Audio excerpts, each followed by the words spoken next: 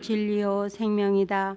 나를 통하지 않고서는 아무도 아버지께 갈 수 없다. 할렐루야. 주님께서 여러분과 함께 또한 사제의 영과 함께 요한이 전한 거룩한 복음입니다. 주님 영광 받으소서. 그때 예수님께서 제자들에게 말씀하셨다. 너희 마음이 산란해지는 일이 없도록 하여라. 하느님을 믿고 또 나를 믿어라. 내 아버지의 집에는 거처할 곳이 많다. 그렇지 않으면 내가 너희를 위하여 자리를 마련하러 간다고 말하였겠느냐. 내가 가서 너희를 위하여 자리를 마련하면 다시 와서 너희를 데려다가 내가 있는 곳에 너희도 같이 있게 하겠다. 너희는 내가 어디로 가는지 그 길을 알고 있다. 그러자 토마스가 예수님께 말하였다. 주님, 저희는 주님께서 어디로 가시는지 알지도 못하는데 어떻게 그 길을 알 수 있겠습니까? 예수님께서 그에게 말씀하셨다. 나는 길이요 진리요 생명이다. 나를 통하지 않고서는 아무도 아버지께 갈 수 없다. 너희가 나를 알게 되었으니 내 아버지도 알게 될 것이다. 이제부터 너희는 그분을 아는 것이고 또 그분을 이미 뵌 것이다. 필립보가 예수님께 주님, 저희가 아버지를 뵙게 해 주십시오. 저희에게는 그것으로 충분하겠습니다. 하자 예수님께서 그에게 말씀하셨다. 필립보야, 내가 이토록 오랫동안 너희와 함께 지냈는데도 너는 나를 모른다는 말이냐? 나를 본 사람은 곧 아버지를 뵌 것이다. 그런데 너는 어찌하여 저희가 아버지를 뵙게 해 주십시오 하느냐? 내가 아버지 안에 있고 아버지께서 내 안에 계시다는 것을 너는 믿지 않느냐? 내가 너희에게 하는 말은 나 스스로 하는 말이 아니다. 내 안에 머무르시는 아버지께서 당신의 일을 하시는 것이다. 내가 아버지 안에 있고 아버지께서 내 안에 계시다고 한 말을 믿어라. 믿지 못하겠거든 이 일들을 보아서라도 믿어라. 내가 진실로 진실로 너희에게 말한다. 나를 믿는 사람은 내가 하는 일을 할 뿐만 아니라 그보다 더 큰 일도 하게 될 것이다. 내가 아버지께 가기 때문이다. 주님의 말씀입니다. 그리스도님 찬미합니다. 평화를 빕니다. 우리 프란치스코 수도의 7대 총장으로서 보나벤투라 성인이라는 분이 계셨습니다. 이분이 참 공부를 열심히 하시고 그래서 또 도미니코 수도의 토마스 아퀴나스 성인과 동시대의 사람인데 그분과 비견되는 그러한 분이신데 그분이 이런 질문을 하셨어요. 우리는 어디에서 왔는가? 우리는 여기서 무엇을 하고 있는가? 그리고 우리는 어디로 가고 있는가라는 이러한 질문들에 대해서 이런 질문들 우리들도 하는 질문이죠. 살아가면서 참 우리는 과연 어디에서 왔고 지금 나는 여기서 무엇을 하고 있고 또 우리는 어디로 가고 있는가 하는 것들을 또 생각해 보고 있고 또 철학자들도 이러한 질문에 대답하기 위해서 이제 노력을 한 것이죠. 그런데 이 질문에 대해서는 사실 딱히 정해진 답이 없는 것 같은데 그렇기 때문에 이 질문이 이제 종교적인 질문이라는 것입니다. 그래서 많은 사람들이 다양한 대답을 가지고 있겠지만 보나벤투라 성인은 이 질문들에 대해서 이제 종교적으로 대답을 해주시는 거죠. 그래서 하느님께서 예수 그리스도 안에서 당신 자신을 우리에게 드러내셨다는 이러한 믿음의 확신을 가지고 이 질문에 대해서 대답을 합니다. 어떻게 그 일이 시작되었는지, 어떻게 그 일이 끝나게 되어 있는지, 그리고 하느님께서 그 일들 안에서 어떻게 빛을 내시는지 이러한 관점에서 이 일들을 볼 수 없다면 우리는 이해할 수 없다라고 보나벤투라 성인은 말씀하시는 것이죠. 그리고 보나벤투라 성인은 자신의 물음에 대해서 다음과 같이 우리에게 대답을 해 주십니다. 우리는 하느님으로부터 와서 하느님과의 관계 안에서 존재하고 다시 하느님께로 돌아간다는 것입니다. 쉽죠? 예.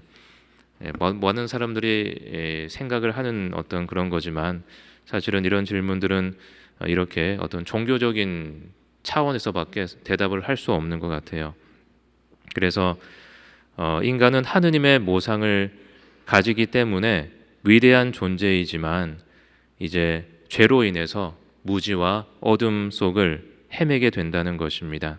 그래서 인간이 비록 죄로 인해 타락한 세계에 살고 있지만 원래의 하느님의 창조 계획은 다시 이 인간들을 하느님께 불러들인다는 거죠. 그래서 우리는 하느님께 되돌아간다는 것입니다.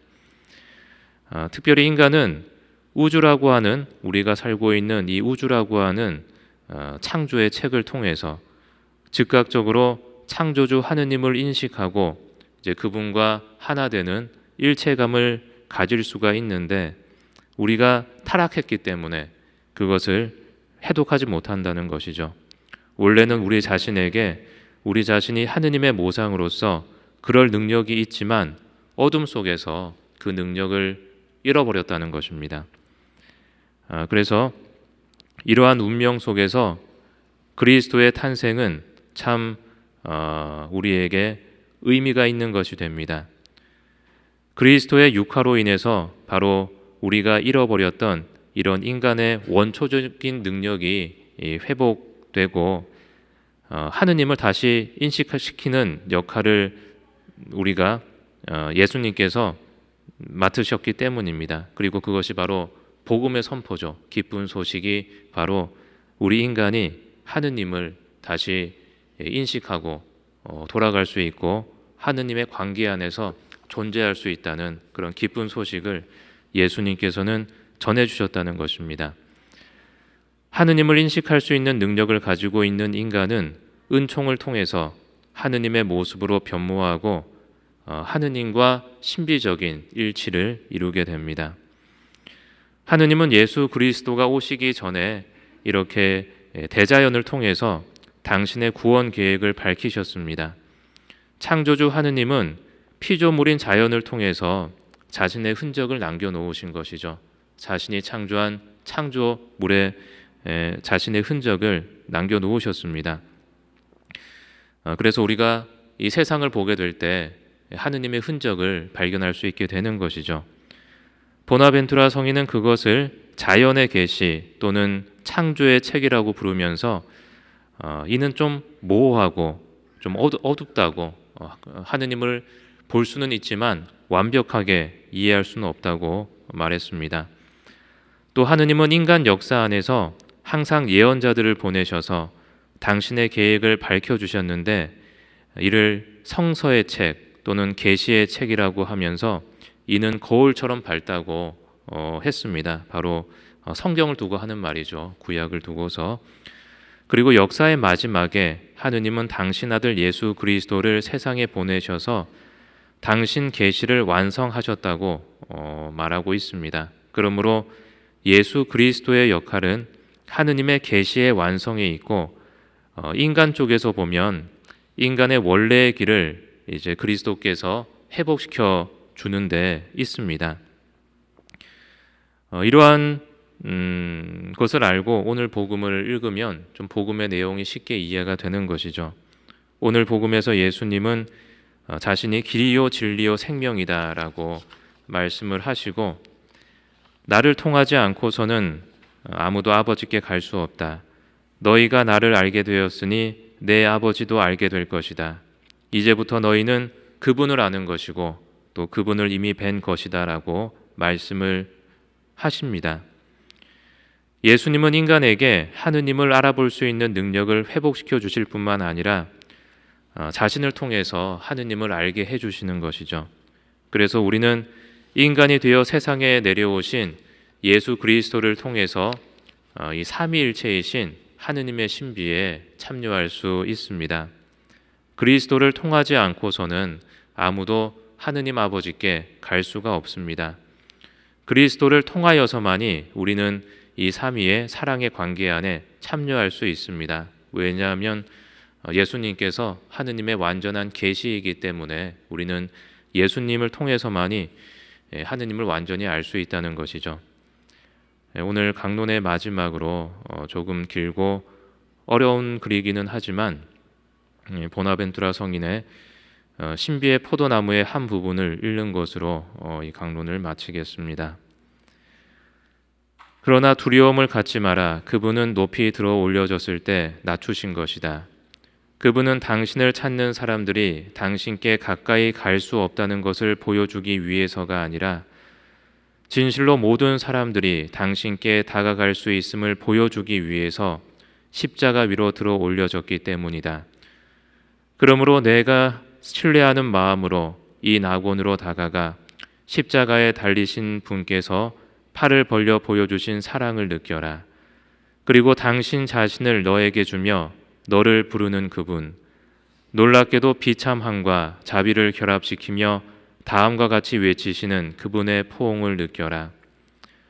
그토록 선하시고 그토록 위대하신 분은 내가 그분을 껴안아 주길 바라시며 너를 껴안아 주시려고 기다리고 계신다. 그분은 많은 가시로 찔린 머리의 꽃을 너에게 기울이시어 평화의 입맞춤을 받으라고 하시며 마치 다음과 같이 말씀하시는 듯하다. 내가 너희 길 잃은 양을 내 어깨에 메고 천상 목장의 낙원에 다시 데려가기 위하여 내가 어떻게 흉하게 되었고 찔렸고 맞았는지 보아라. 이제 내가 무언가를 해다오. 내 상처를 측은히 여겨 마음을 움직여라. 내가 나를 보고 그대로 가슴에 달고 있는 인장처럼 팔에 메고 다니는 인장처럼 나를 생각하라.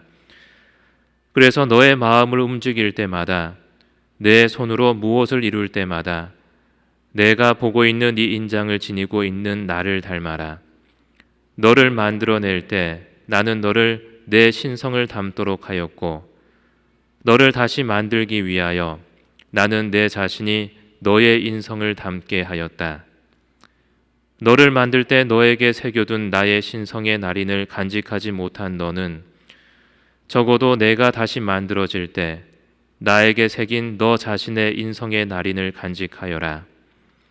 내가 너를 다시 만든 대로 머물러라.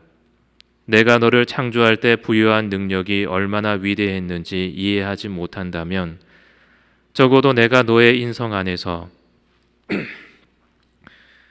너를 재창조하면서 그리고 내가 원래 너를 만들어낼 때의 기쁨보다 훨씬 큰 기쁨을 위해 너를 다시 고쳐 만들면서 내가 받은 비참함이 얼마나 컸는지 이해하여라.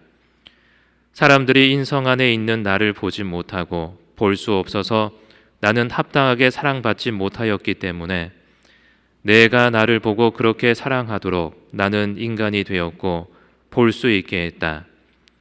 나의 육화와 순환의 대가로 나에게 너 자신을 다오. 너를 위하는 나는 인간이 되었고 너를 위하여 나는 고통을 받았다. 나는 너에게 내 자신을 내놓았다. 자, 이제 너 자신을 나에게 주어라.